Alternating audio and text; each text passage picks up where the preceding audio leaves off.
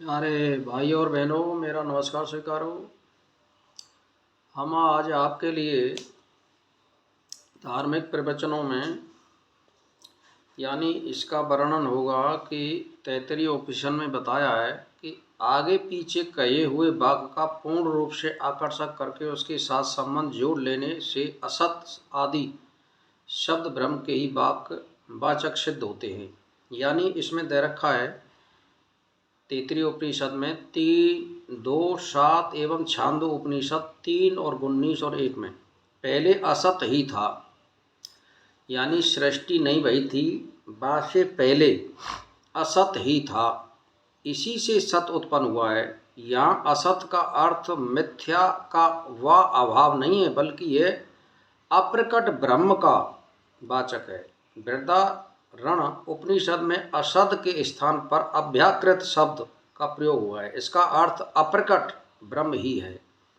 इस प्रकार सब का कारण वह ब्रह्म ही है। यानी असत का मतलब क्या है? जो प्रकट ना हो, और जो प्रकट हो जाता है, जब प्रत्यक्ष हो जाता है तो वही सत हो जाता है। असत का मतलब है अप्रकट होना, और वो ब्रह्म ही था, वो प्रकट नहीं हुआ था। इसका मतलब ये है। तो सृष्टि की रचना कर्म जड़ यानी चेतनात्मक संपूर्ण जगत का वाचक है, इसीलिए चेतन ब्रह्म ही इसका करता है, जड़ प्रकृति नहीं। यानी सृष्टि या रचना रूप कर्म जड़ चेतनात्मक संपूर्ण जगत का वाचक है, इसीलिए चेतन परमेश्वर ही इसका करता है, यह जड़ प्रकृति नहीं। इसका मतलब ये हुआ कि जो उत्पत्ति करने वाला चेतन परमेश्वर ही होता है, जड़ प्रकृति कभी उत्पत्ति नहीं कर सकती है। जैसे मान के चलो आप, यह संपूर्ण जगत जड़ चेतनात्मक है, और पुरुष वाच्य जीवात्मा तथा उसके अधिष्ठान भूत जड़ शरीर दोनों ही उस ब्रह्म का कर्म है। जड़ से चेतन की उत्पत्ति संभव नहीं है, इसीलिए ब्रह्म ही इन दोनों का कारण है। ऐसा कौपस्तनिक ब्राह्मणों उपनिषद में अजात शत्रु के बाला की 4:2 में कहा गया है कि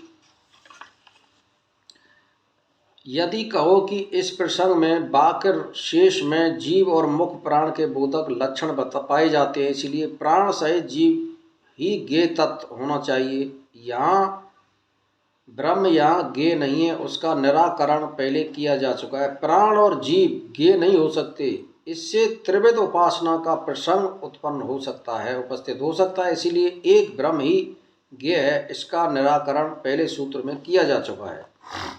तो अब कहने का मेरा मतलब ये समझ लीजिए कि आप जड़ जो है, कभी भी मान के चलिए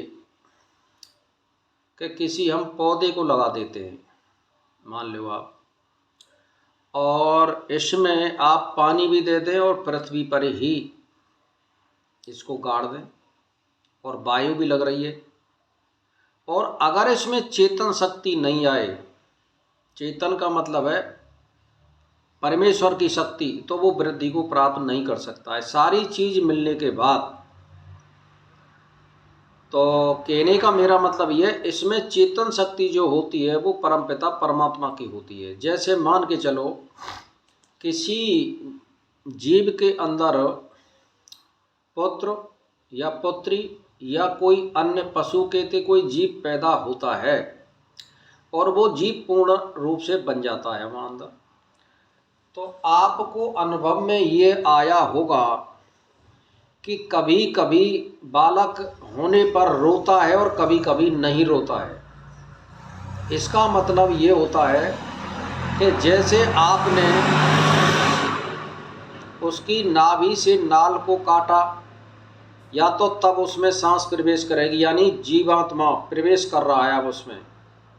जब तक उसमें चेतना थी वो माता की थी, और जब बाहरी चेतना यानी परमपिता परमात्मा दूसरा उसमें प्रवेश करता है, तब या तो बालक रोता है या उसके हम नाल को काटते हैं।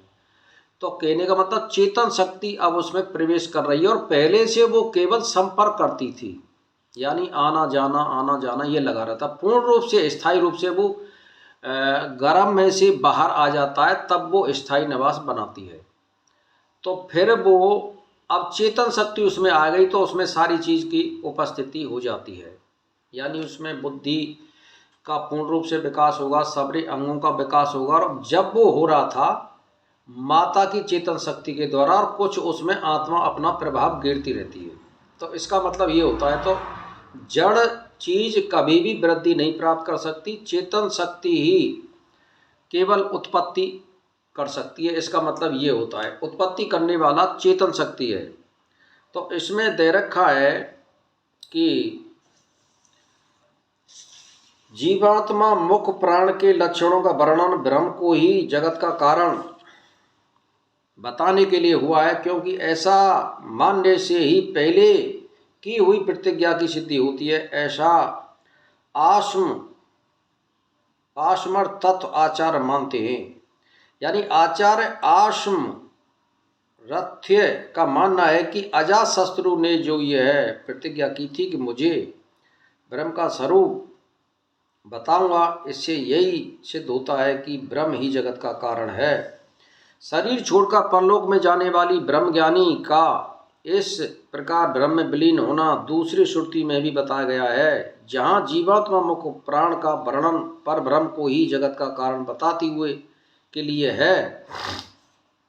तो इसमें यह है कि शरीर छोड़कर परलोक में जाने वाली ब्रह्म ज्ञानी का इस प्रकार ब्रह्म में विलीन होना दूसरी श्रुति में ही बताया गया है। इसलिए यहाँ जीवात्मा और मुख्य प्राण का वर्णन परमेश्वर के ही जगत का कारण बताने के लिए ऐसा ओडू लोम आचार मानते हैं।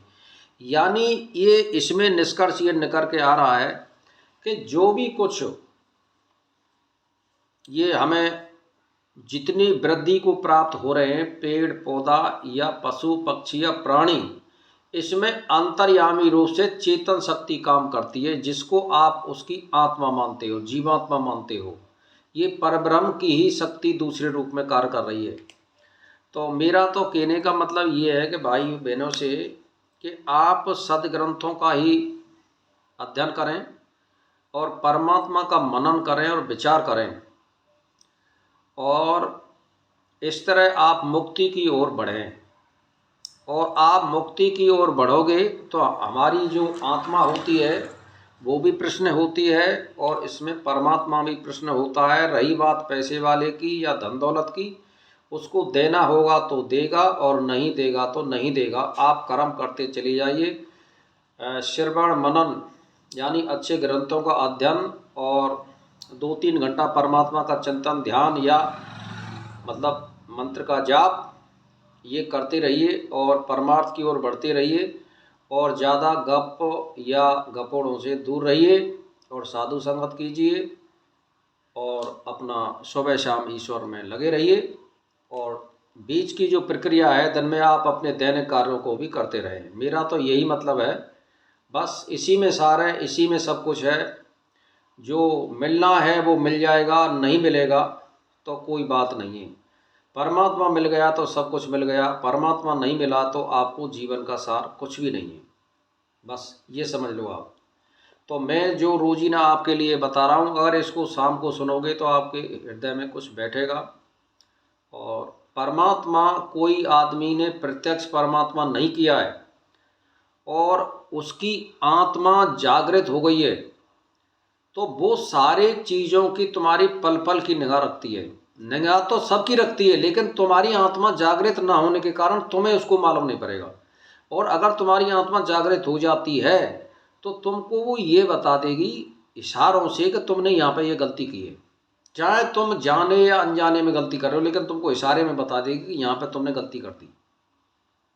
चाहे तुमने बिल्कुल वो भूल में गलती की है, लेकिन वो पकड़ लेगी आपकी गलतियों को। चाहे आपने जीवन में जाने या अनजाने में या मतलब अनसमझ में की है, या तुम्हारी उम्र नहीं थी, वो उसको भी बता देगी कि तुमने यहाँ पे गलती की है। तो इसीलिए भाई और बहनों से मेरा मतलब है कि आप जानबूझ करके गलत कर्म ना करें, और अगर अनजाने में हो गए तो आत्मा इस बात को जानती है कि भाई इसके बुद्धि पूर्वक कर्म नहीं था वो तब, इसीलिए वो गलती में हो गया, तो वो उसको माफ़ भी कर सकती है। लेकिन जानबूझकर गलती करता हुआ मनुष्य कभी माँ का अधिकारी नहीं बन सकता है। इसीलिए सजगतापूर्वक और दृढ़तापूर्वक अपने कर्मों को शुभ करिए और परमात्मा की ओर बढ़िए और मुक्ति की ओर बढ़िए और सदा सबका भला चाहने की विचार अपने अंदर प्रकट कीजिए। इसी के साथ मेरा प्रणाम स्वीकार।